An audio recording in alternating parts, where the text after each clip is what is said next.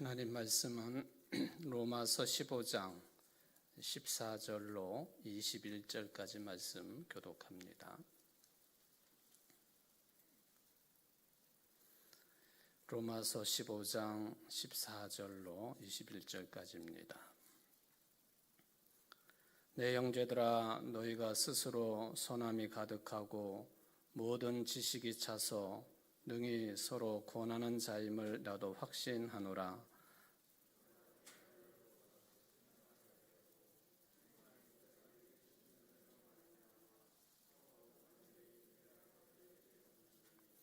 이 은혜는 곧 나로 이방인을 위하여 그리스도 예수의 일꾼이 되어 하나님의 복음의 제사장 직분을 하게 하사 이방인을 제물로 드리는 것이 성령 안에서 거룩하게 되어 받으실 만하게 하려 하심이라.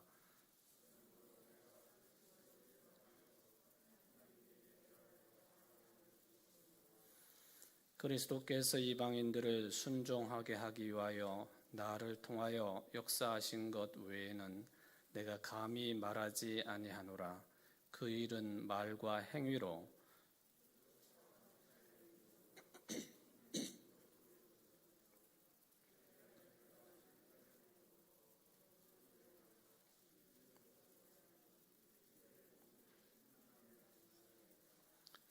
또 내가 그리스도의 이름을 부르는 곳에는 복음을 전하지 않기를 힘썼노니 이는 남의 터 위에 건축하지 아니하려 함이라.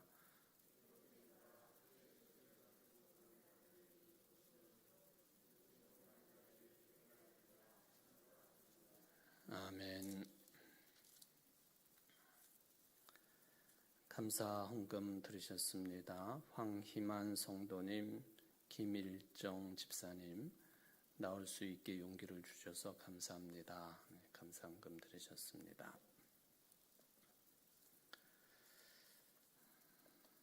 지난 시간에 이어서 오늘 사도의 정체성에 관한 그런 말씀을 이어가 보도록 하겠습니다. 우리가 흔히 사용하는 말 가운데 카리스마, 은사라고 하는 용어를 사용을 합니다. 은사는 특히 교회 안에서 사용을 하게 되면 어떤 사람이 어떤 일을 맡아서 담당하느냐, 직임 또는 직분 이런 것과 깊은 관련이 있습니다. 그런데 어떤 사람이 어떤 직임, 어떤 타이틀을 가지고 있느냐, 예를 들면 집사, 권사, 또 교사, 찬양대, 장로, 목사, 이런 등등의 직책이 주어지게 되는데 그 직책의 이름, 즉 외형보다도 더 중요한 것이 있으니 그 사람이 어떤 일을 하고 있느냐, 이게 이제 훨씬 더 중요하다는 것이죠. 이름만 가지고 있지 그 직분, 즉 받은 바 은사에 대한 삶의 내용이 빠져 있거나 또 그걸 감당하지 못하게 된다면은 그는 이제 문제가 있는 것이죠. 그래서 사도 바울도 이제 15절에서 말씀하시기를 그러나 내가 너희로 다시 생각나게 하려고 하나님께서 내게 주신 은혜로 말미암아 더욱 담대히 너희에게 썼노니라고 하는 그런 말씀을 주십니다. 그러니까 사도 바울이 어떤 일을 하고 있는 사람이냐, 하나님께서 주신 은혜, 그것으로 인해서 주신 사명을 감당하기 위하여라고 하는 그런 개념이 이제 15절에 들어 있는 것이죠. 그러니까 이 은사라고 하는 것, 은총이라고 하는 이 개념은 어떤 일을 내가 담당하고 있느냐, 사명의 내용과 관련되어 있는 것이지 직위 그 자체 타이틀에 있는 것은 아니다라고 하는 것을 볼 수 있습니다. 이런 논리는 또 신앙적인 적용은 단지 교회 안에서만 해당되는 것이 아니라 세상의 삶에서도 반드시 똑같은 논리로 적용이 된다 하는 것이죠. 여러분들이 세상에서 사회 속에서 어떤 일을 감당하고 있는 그런 직장인들인지 그게 다 다르지 않겠습니까? 학교 선생님인 분들도 계시고 또 뭐 공장에서 일을 하는 그런 노동자일 수도 있겠고, 근데 무엇보다도 중요한 것은 그 사람이 수행하는 그 내용이 중요한 것이에요. 어떤 타이틀이 중요하다, 그게 아니라고 하는 것이죠. 그래서 자기가 맡은 바에 따라서 최선을 다하고 살아가게 된다면은 이제 어떤 뭐 직책을 수행을 하든지 최선을 다한다는 것이죠. 이 칼빈 선생이 이 부분에 있어서 천직이라고 하는 용어를 사용을 하죠. 하늘이 내리신 직업이다 하는 그런 이야기입니다. 천직.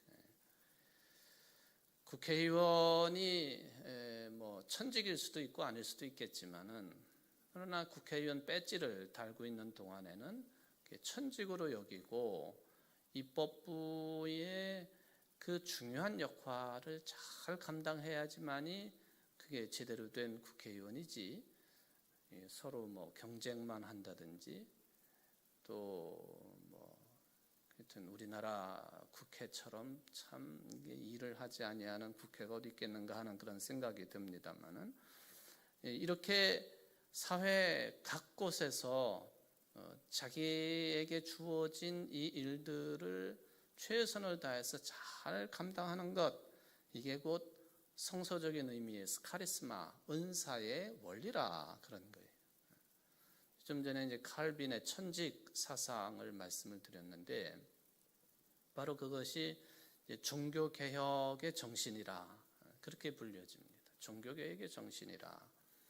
여러분, 이 종교 개혁 정신에 따라서 이루어진 나라이거나 또는 그런 정신의 지배를 받고 있는 나라들은요, 뭐 꼭 그 부유한 나라냐 가난한 나라냐 그걸 굳이 따질 이유는 없겠지만, 전반적으로 보면은 이 종교개혁 정신의 지배를 받고 있는 나라들은 다 소위 말하면 선진국들.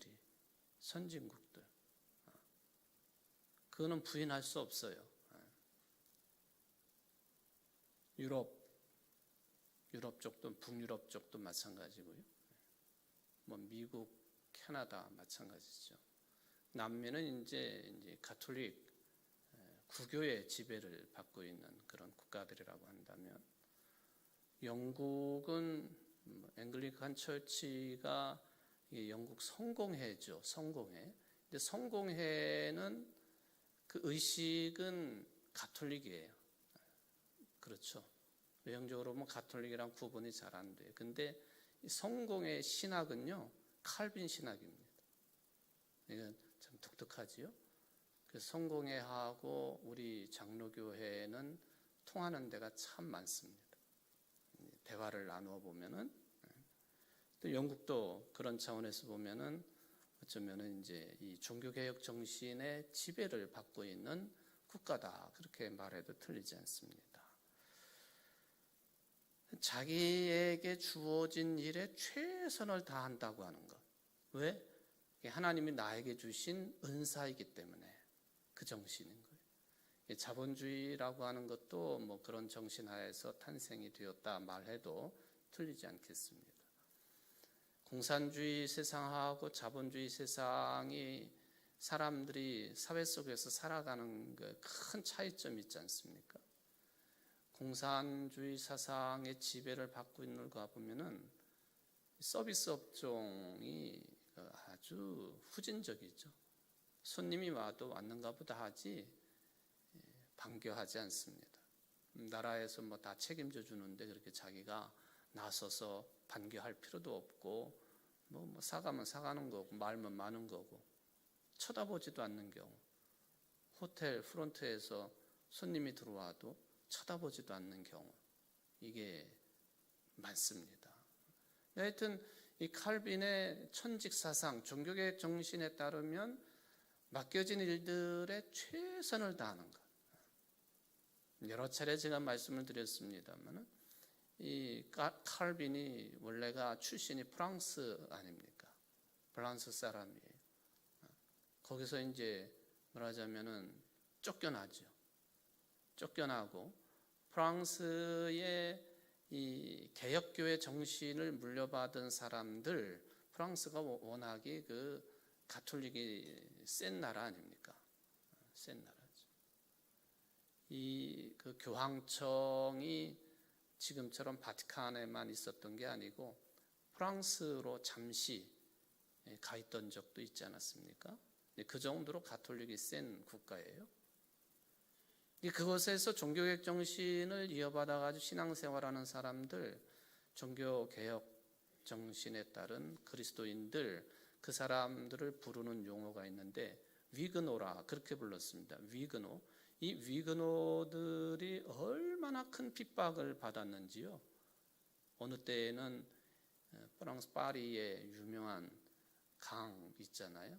그 강에다가 가톨릭을 따르지 않고 개혁교회를 따른다고 해가지고 엄청나게 많은 사람들을 목을 치고 죽여가지고는 강물에다 다 갖다 집어 던져가지고 이 세느강이 완전히 시뻘겋게 물들었던 때도 있었습니다. 위그노들의 핍박이 대단하죠. 이제 칼빈도 워낙 프랑스 출신이지만은 그 옆 나라인 스위스로 이제 넘어가지 않습니까? 그리고 수많은 위그노들이 스위스 땅으로 많이 넘어갔어요. 그 이전까지 스위스라고 하는 나라는 존재 가치도 없었던 나라예요. 산악 지역, 뭐 양이나 키우고 소나 키우던 그런 나라. 근데 이 개혁 정신을 가지고 있는 그리스도인들이 많이 몰려가 가지고는 그 나라를 일으켜 세워서 지금과 같은 스위스가 되는 거죠. 스위스 그러면은 일단 스위스 제품은 믿고 사는 제품들 아닙니까? 그런 나라가 됐다. 이게 다 종교개혁 정신이에요. 칼빈의 가르침, 천직, 하나님께서 나에게 주신 이 직업, 그러니까 최선을 다한다. 달란트의 비유처럼 최선을 다한다. 이게 소위 말하면 성경에 나오고 있는 은사, 카리스마의 원리라. 그런데 대부분의 사람들이 이 어떤 내용의 삶을 사느냐 하는 거에는 별로 관심이 없고 그 직책을 이루는 것에만 관심이 있기 때문에 그리스도인으로서의 삶이 빈곤해질 수밖에 없다 하는 거예요. 그런 차원에서 사도 바울은 자기 자신이 받은 바 사명에 대해서 아주 확고한 믿음을 가지고 있었던 사람이에요. 16절에 보면 이 은혜는 이 카리스마라고도 볼 수가 있겠죠. 곧 나로 이방인을 위하여 그리스도 예수의 일꾼이 되어 하나님의 복음에 제사장 직분을 하게 하사 이방인을 제물로 드리는 것이 성령 안에서 거룩하게 되어 받으실 만하게 하려 하심이라. 여기 이제 바울이 사도고 사도의 사명이 뭐냐? 특별히 사도 바울이 사도인데 바울이 그 자신이 사도의 직분을 행한다고 할 때 자기가 행하고 있는 이 사도의 직분의 방향성이 뭐냐? 이걸 분명히 깨닫고 있었고 그것을 선언하고 있습니다. 자기의 사명은 이방인을 위한 그리스도의 일꾼 된 것이다. 이방인들을 위한다 하는데 못을 박아 놓았습니다.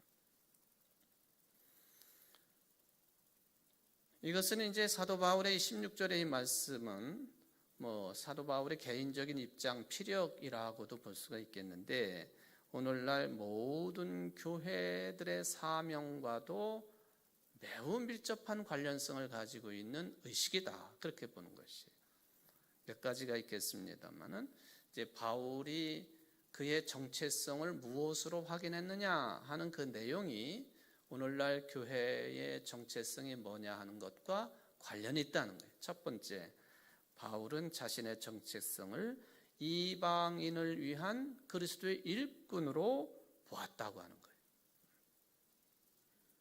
그것은 물론 다메섹 도상에서 부활하신 예수님의 음성을 들었을 때부터 그건 확인된 바예요.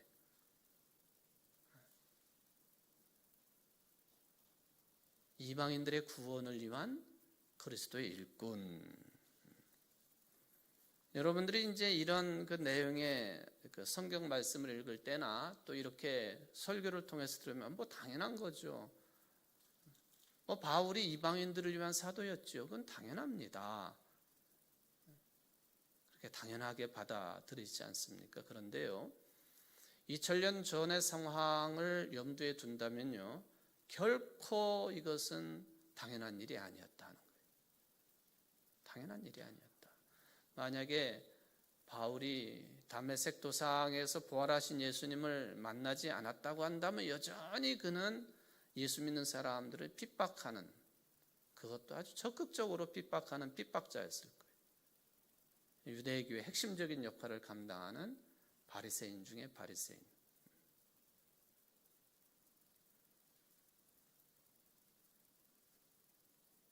특별히 이 초대교회 상황 속에서 이방인들을 대한다고 하는 그런 관점으로 보게 될 때 나는 다른 사람들이 아니라 이방인들의 구원을 위한 일꾼입니다 라고 선언을 한다고 하는 것이 보통 문제가 아니라는 거예요. 요즘 비유로 든다면 뭐가 될까요? 적절한 비유가 나타나질 않습니다만, 글쎄, 하여튼 제가 중간에 생각이 나면 좀 말씀을 드리겠습니다만, 사도행전의 몇몇 기록들을 살펴보면요, 역시 사도 중에 사도, 복음서에 보면은 12명의 예수님이 직접 뽑아 세운 제자들이 등장을 하는데 그때마다 항상 맨 앞에 기록된 인물 베드로조차도 이방인들 접촉을 매우 꺼려했던 인물입니다. 그거 한 가지만 이야기해도 단적으로 2000년 전에 유대인이 이방인을 대하거나 특별히 이방인을 위하는 어떤 입장을 가지거나 태도를 유지하거나 일을 하거나 하는 것은 절대 금기시되는 일입니다. 그런 상황 속에서 바울은 아예 공개적으로 이렇게 편지 같은 것들을 통해서 나는 사도이긴 사도인데 오로지 이방인들을 위한 일꾼 사도입니다. 나도 그리스도의 사도입니다. 이걸 명확하게 선언을 했다는 것입니다. 여러분, 그 유명한 사도행전 10장 말씀, 사도행전 10장은 큰 틀에서 보면은 우리 기독교가 복음이 유대인들 중심의 그 흐름으로부터 벗어나는 그 결정적인 계기를 기록해 놓은 게 사도행전 10장이잖아요. 베드로가 고넬료를 만나는 내용 다 아시는 거죠. 베드로가 고넬료를 만나는 내용.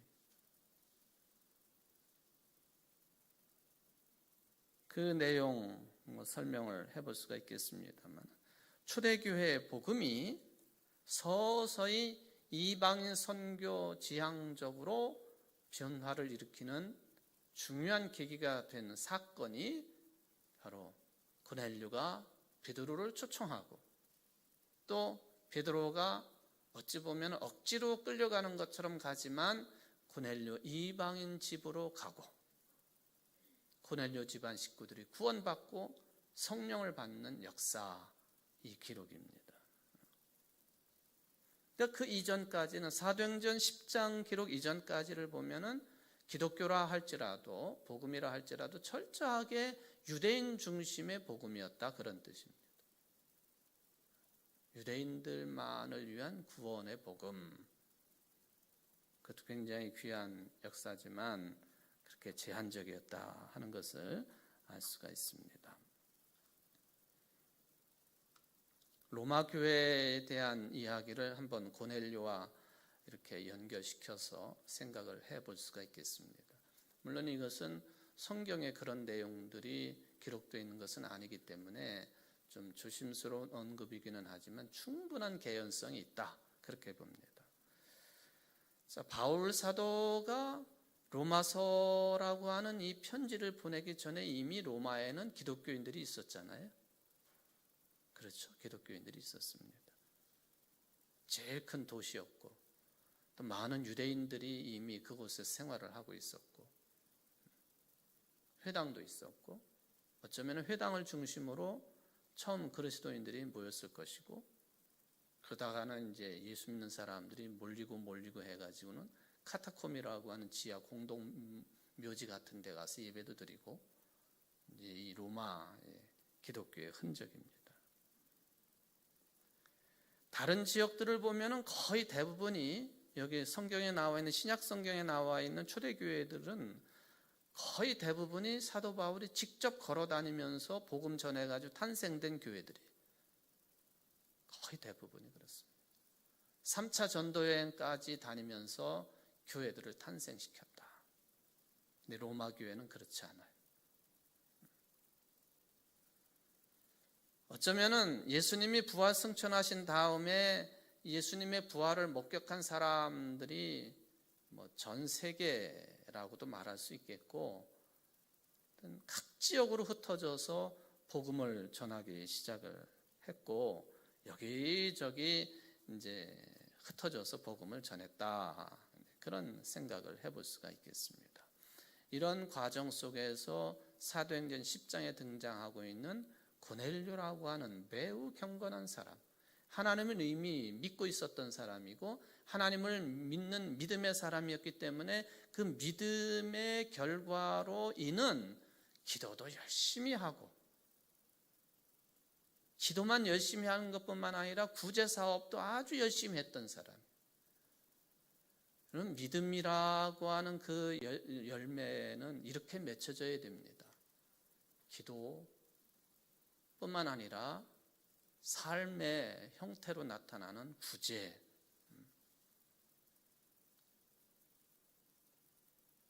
이 사람은 철저하게 이방인이었죠. 가이사랴의 백부장이었습니다. 지난번 그 성지순례 다녀오신 분들 가이사랴 기억나시죠? 가이사랴. 거기엔 총독도 거주하는 곳이고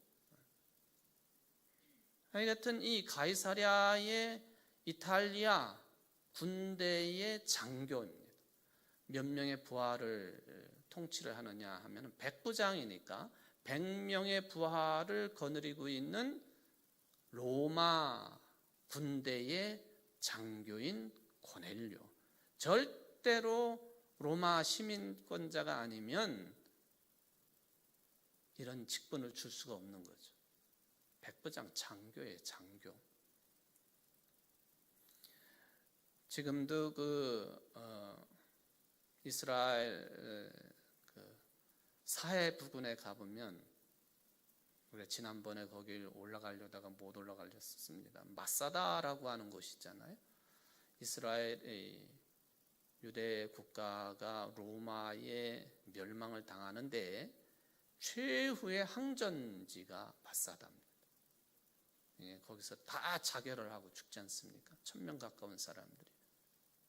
지금도 유대 군인들이요, 이스라엘 군인들이 특히 장교 임관을 받을 때 반드시 방문하는 곳이 그 마사다예요. 거기서 충성 맹세를 하는 거예요. 다시는 이러한 민족적인 수치를 당하지 않게 해주십시오.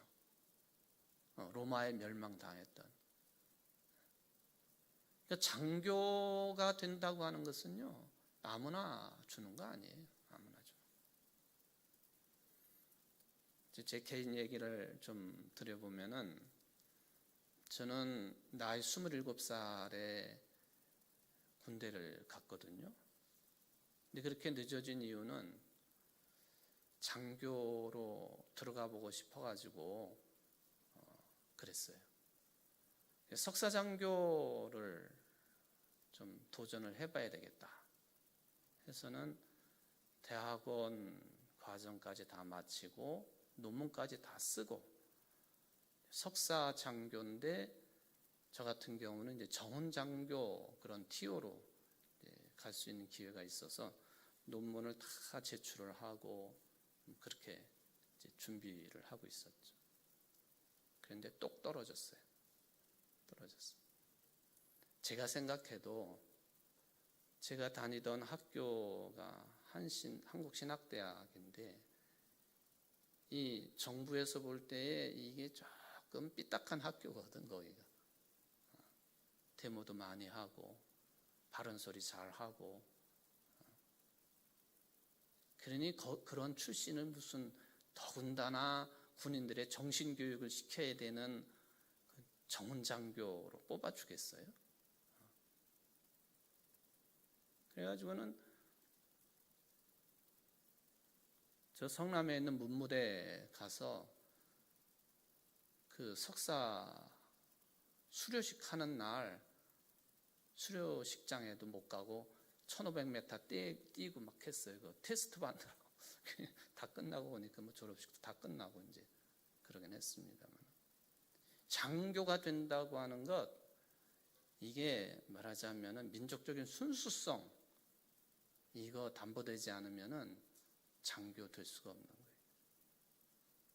우리 김성호 장로님 사위가 장교인데 아무나 장교 됩니까? 안 되는 거거든요, 그게. 고넬료, 전 세계를 지배하고 있는 로마의 장교. 근데 이가 황제를 믿는 것도 어떻게 했는지 모르지만 하여튼 그것보다도 이 고넬료에 대한 성경의 평가는 하나님을 경외하는 자, 그리고 기도도 열심히 하고, 그리고 구제도 아주 열심히 하는 사람. 유대인들이 아마 다 알고 있었으리라고 그렇게 생각을 해봅니다.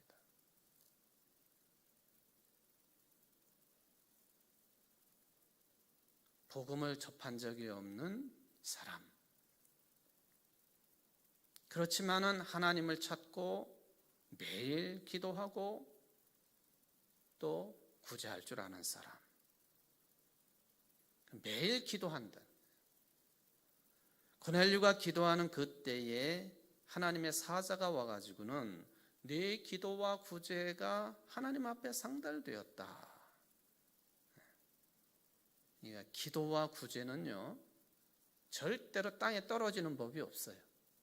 여러분, 기도와 구제는 땅에 떨어지는 법이 없는 거예요. 그건. 이게 계속되다가 보면은 때가 되면 거둘 날이 오는 겁니다. 오늘 고넬료가 그런 신앙인이었다고 저는 판단을 합니다.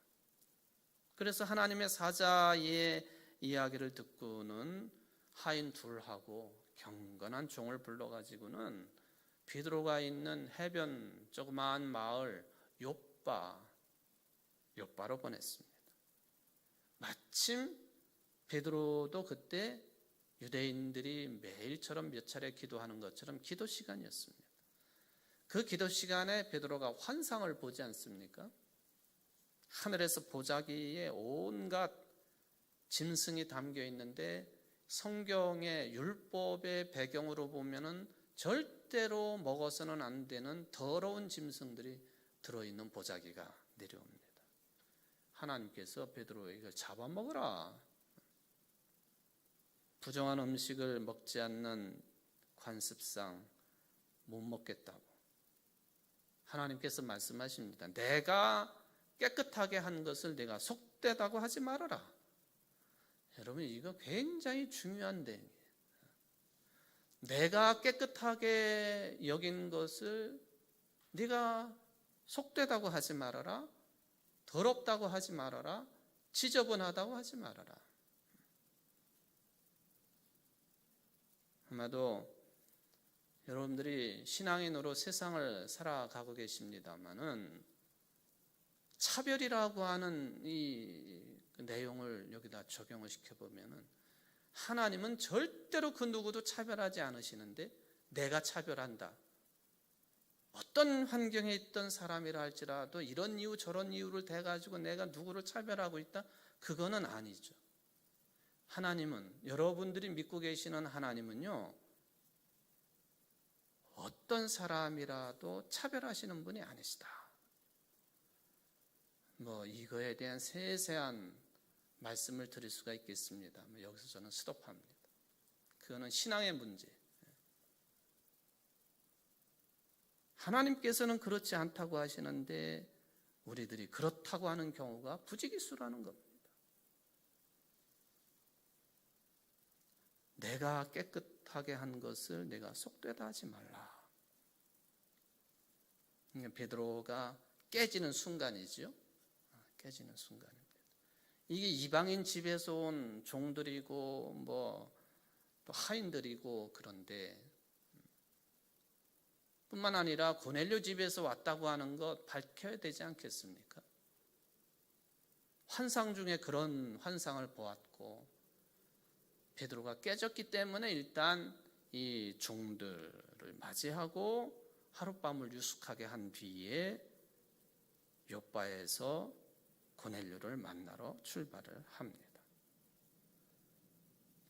성령의 법에 순종하게 되면은 하나님께서 예비해 놓으신 사람들을 만나게 되어 있다 하는 것이 복음입니다. 고넬료는 모든 자기 가솔들과 함께 베드로 오기를 기다립니다. 이게 이제 소위 말하면은 가정교회의 시작이라고 볼 수가 있겠습니다. 자, 이 사람들이 성령을 받고 세례를 받았습니다. 고넬료는 더더군다나 그 이전부터도 하나님을 믿었던 사람이고 기도와 구제에 힘썼던 사람인데 베드로를 통해서 복음을 듣습니다. 그냥 단적으로 말하면 가슴이 뜨거워진 그런 인물이 된 겁니다. 거기다 경건한 사람들이에요.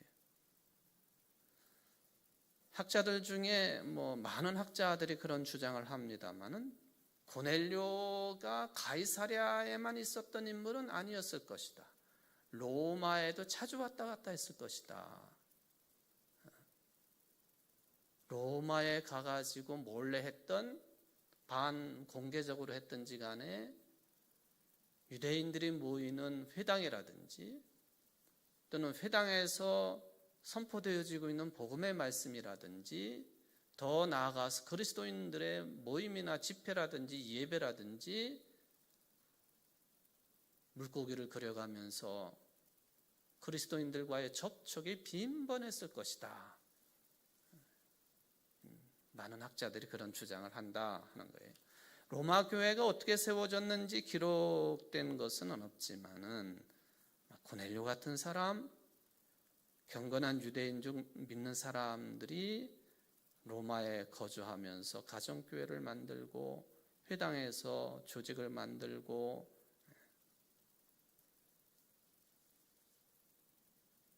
베드로 같은 큰 제자도 그러할진데 만약에 바울 같은 사람이 초기 기독교 공동체에 없었다고 한다면 우리는 기독교가 세계 종교로서의 발돋움하기가 매우 힘들었을 것이다 하는 생각을 해봅니다.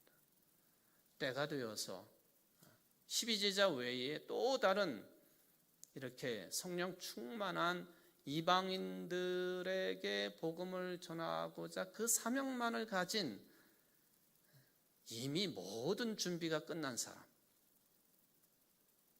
베드로는 당시에 로마 세계가 지배를 했던 그때에 로마 시민권을 가지고 있었지 않습니까? 무엇보다도 참 자유롭게 어느 곳에서나 마음 편하게 다닐 수 있었던 그런 조건이 로마 시민권이에요. 그러지 철학 공부도 많이 했지요. 율법에 있어서는 누구에게 뒤떨어지지 않을 만큼 전문가지요. 그러니까 하나님께서는 그런 준비된 사람을 뽑으셔가지고는 큰 은혜를 받게 하시고 복음의 사역자가 되게 하시는데 로마의 시민권, 아테네 가서서도 철학적인 토론에 능할 수 있었던 사람, 이런 사람을 이방 지역의 이방 사람들의 구원을 위한 사도로 삼으신다. 그러나 당시에 이방 사람들을 위하는 일은 매우 위험한 일이었다. 그럼에도 불구하고 바울은 자기의 정체성을 분명히 했고, 말로만 한 것이 아니라 이런 로마서 같은 문건으로 남는 이러한 편지에도 자기의 그런 정체성을 분명하게 밝혔던 인물, 굉장히 용감한 사람이에요. 말로 한 거하고 이런 증거가 남아있는 거하고는 전혀 다른 것이기 때문에 그런 것이죠. 이런 정체성을 확실히 한 인물이다라고 하는 것을 사도의 정체성에 관한 내용으로 살펴봅니다. 이 바울이 이랬던 것처럼 우리 오늘날의 교회도 누구라도 차별하지 아니하고 복음을 전하는 일에 앞장서야 될 신앙 공동체입니다. 이게 우리들의 정체성이다. 일단 복음을 전하는 정체성, 누구에게도 차별하지 아니하고 복음을 전할 수 있는 입장이 되어야 된다. 오늘 함께 말씀을 듣는 여러분들이 이렇게 폭넓은 복음 전도자들 되시기를 주의 이름으로 축원을 드립니다. 기도하십시다. 고마우신 하나님 아버지, 감사를 드립니다. 사도 바울이 오늘 자기의 사도로서의 정체성을 분명히 합니다. 이방인을 위하여 그리스도 예수의 일꾼이 되었다고 하는 것, 이방인들의 구원을 위하여 자기가 뽑힌 바 되었다고 하는 것, 그것이었습니다. 그냥 말로만 해서 사라지게 하는 것이 아니라 편지에 글로 표현을 하고 내용을 삼아서 누구라도 볼 수 있도록, 그리고 여기에서 벗어나지 않겠다고 하는 사도 바울의 그런 결단도 함께 들어있는 사도로서의 정체성 확인입니다. 2000년 전에 사도 바울이 초대교회 또 이방 지역에 세워진 교회들이 그랬던 것처럼 우리 모두 지금을 살고 있는 그리스도인들도 이 정체성을 확인하는 일이 매우 중요한 것임을 깨닫습니다. 복음을 전하는 일을 위해서 교회가 필요한 것이고 또 존재의 이유가 되는 것입니다. 복음을 전할 때 가려서 전하는 것이 아니라 누구에게나 이 생명의 복음을 전해서 교회가 무엇하는 곳인지를 확연하게 드러내는 그 일에 우리 모두 용감할 수 있도록 도와주시고, 또 자기 정체성을 분명히 할 수 있는 살아있는 그리스도인들이 다 될 수 있도록 은혜를 베풀어 주옵소서. 예수님의 이름으로 간절히 기도하옵나이다. 아멘.